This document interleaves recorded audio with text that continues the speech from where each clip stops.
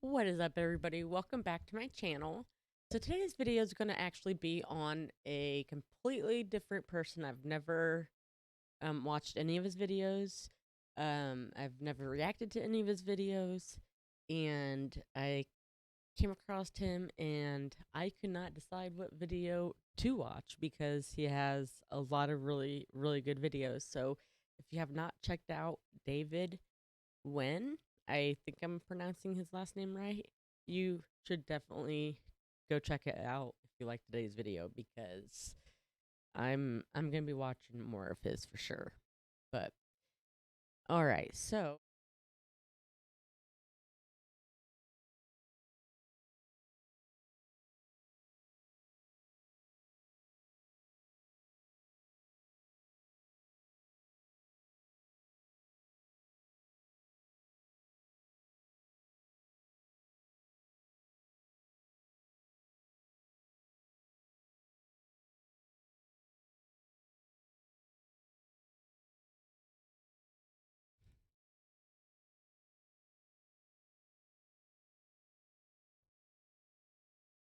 I was prepared.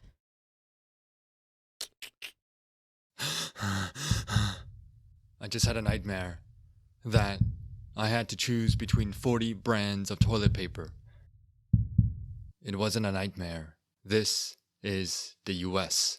I always enjoy coming back to the US to see family, friends, nature. The nature is unbeatable, especially in a place like California. But living in the US is sort of like living in one big Hollywood movie. It's an experience. The good, the bad, and the ugly. And after 4 years in Europe, I'm back in the US at the moment. So let me show you how I see the US now. It's time to do some grocery shopping. And of course, I hop in my car and drive 2 blocks to my local supermarket. And why walk when one can drive? Grocery shopping is an experience, an adventure. You see, I'm used to only 1 or 2 choices of brands to choose from in the Netherlands. Here, there are like 50 brands of everything to choose from toilet paper to sausages to coffee. Let's see. I just want to say that is so true. I was actually at the store the other day getting toilet paper, and number one, the prices are outrageous. Number two, everybody's just like so big on the softest toilet paper and the strongest toilet paper, and it was just like big bold letters. And I actually had to call Charlie and be like, which do you prefer? The softest or the strongest? So what do you all prefer? Out of your two kinds of toilet paper. I would love to be able to not have to decide that. But yeah.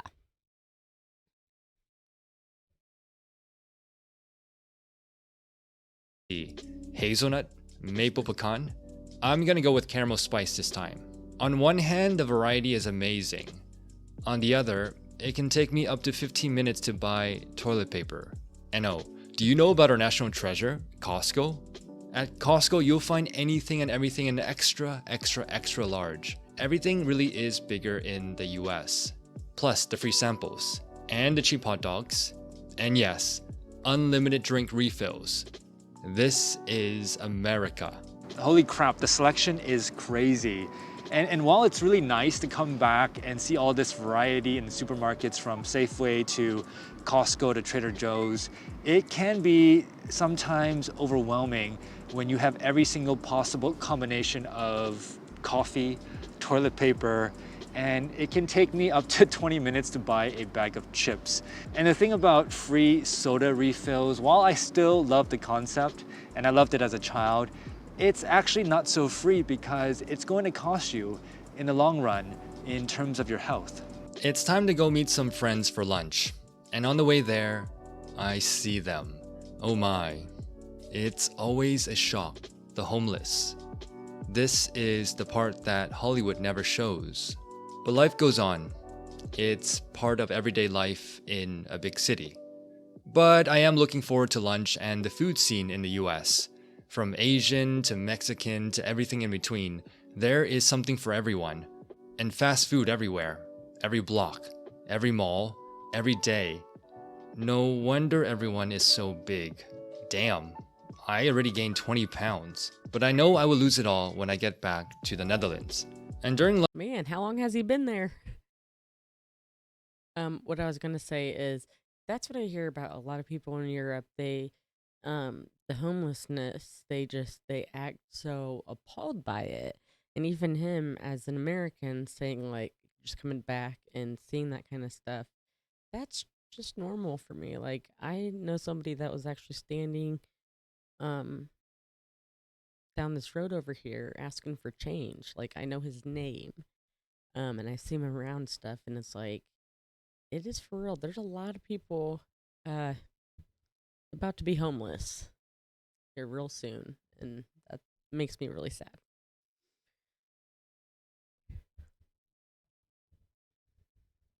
lunch, That my looks friend really good. mentions her son had an allergic reaction. Went to the emergency room. Luckily, he was fine, but they received a bill for $20,000. And then my other friend tells me about the time he fainted, got transported to the ER, and was handed a $10,000 bill. It definitely makes one think twice before deciding to go to the ER. And then we talk about work, which is the most American thing to talk about. And he tells me casually, it's fine, same old, had to work this past weekend. Still working 60 hours a week.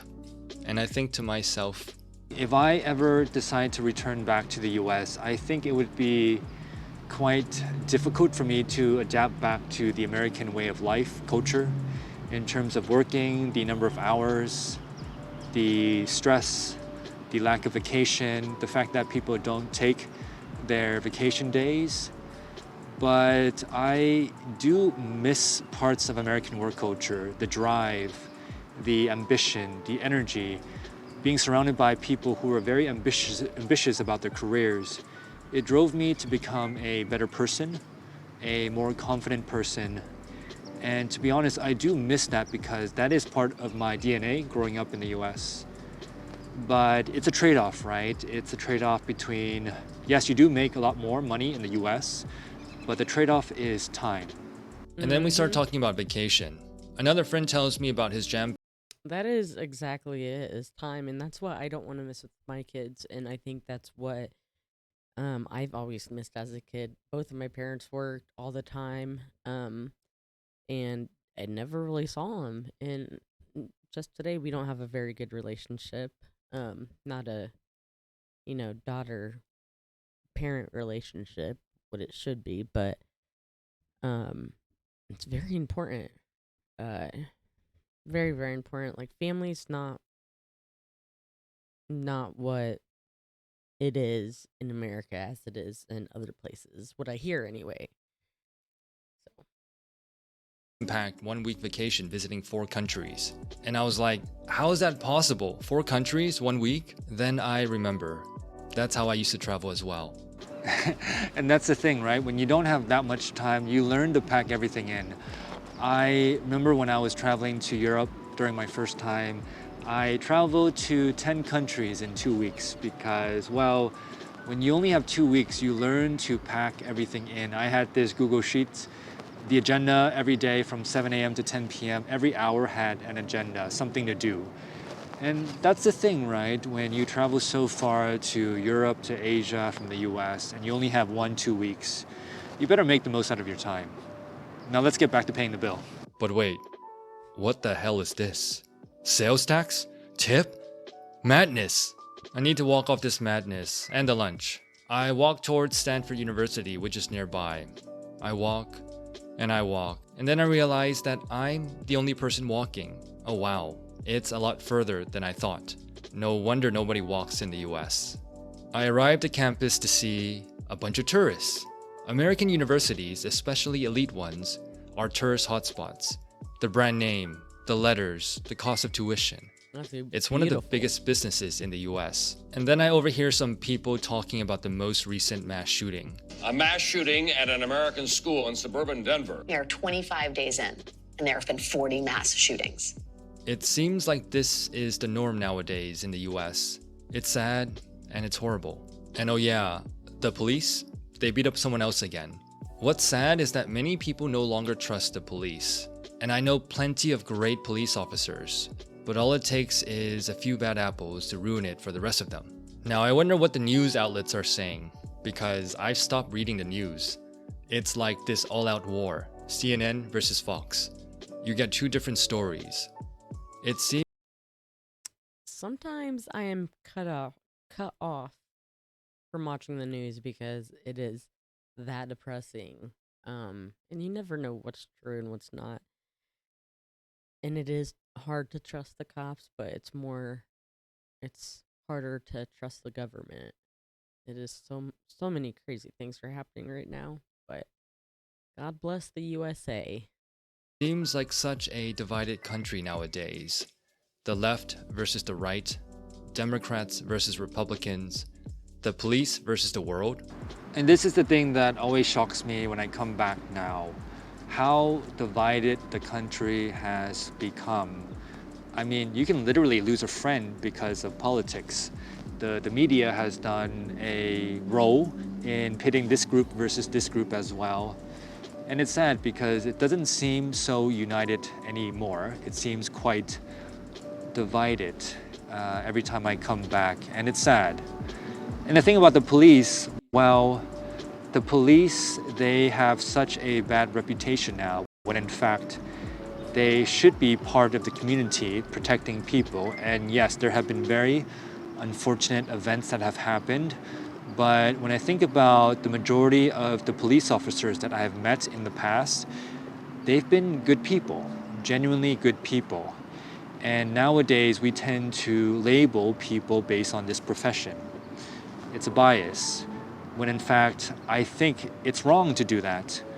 I think we should judge people based on their character, not on a label that we attach them to. But yeah, I hope things get better. I don't think so in the short term, but I hope things get better. But hey, at least public restrooms are still free in the US.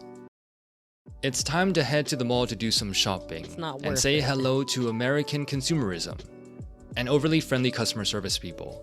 Shopping in the US is sort of like a game, looking for deals, getting credit card points.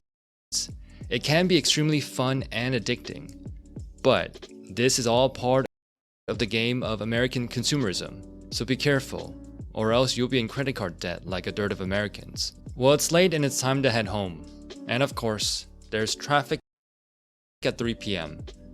And this guy ahead of me just cut off the cyclist. It's quite a shock to see bikes, cars, buses, motorcycles all merging together in one lane. It can be quite dangerous.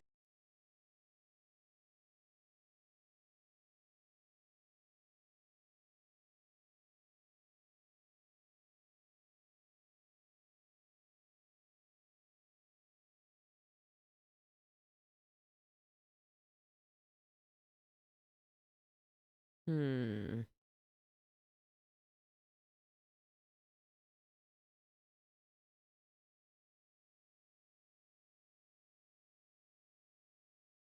To cycle in an American city. I then go and meet some friends for a drink.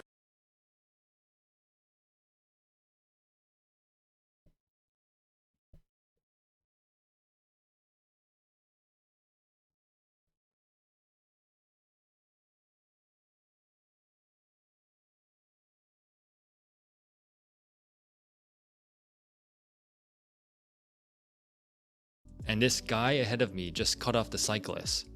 It's quite a shock to see bikes, cars, buses, motorcycles all merging together in one lane. It can be quite Yep. dangerous to cycle in an American city. And it's scary. I then go and meet some friends for a drink, and I meet all these techies. And of course, I get asked the popular question. Hey, so what do you do? I make YouTube videos. Oh, so you work for YouTube and Google, right?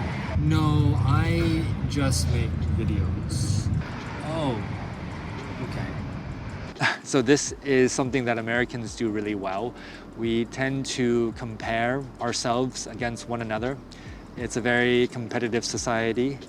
And we do this at a very young age. Which school, which college did you go to? What type of job, which company, who got promoted? It's part of the system. It's a very competitive society, in my opinion, compared to other societies.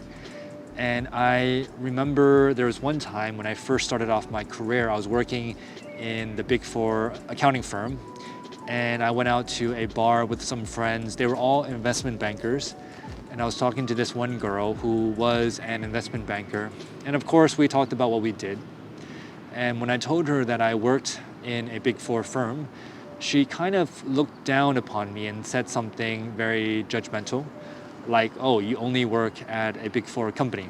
And so I just remember feeling very crappy at that point in time, like I wasn't good enough. But I don't blame her. It's the system that we grow up in. And we tend to judge each other based on what we do. What a long, exhausting day. Just another day in Hollywood. Just another day in the US of A. That was a really, really good video, and I was definitely able to relate to a lot of what he says. I'm originally supposed to be living in like the Europe area if my family down the road didn't move to America. Um, I think my soul's supposed to be back in Europe. That's how I feel. So, anyway, I enjoyed the video. I hope you guys did too. Don't forget to like and subscribe if you haven't, if you enjoyed the video today, and I'll see you in the next video. Bye, guys.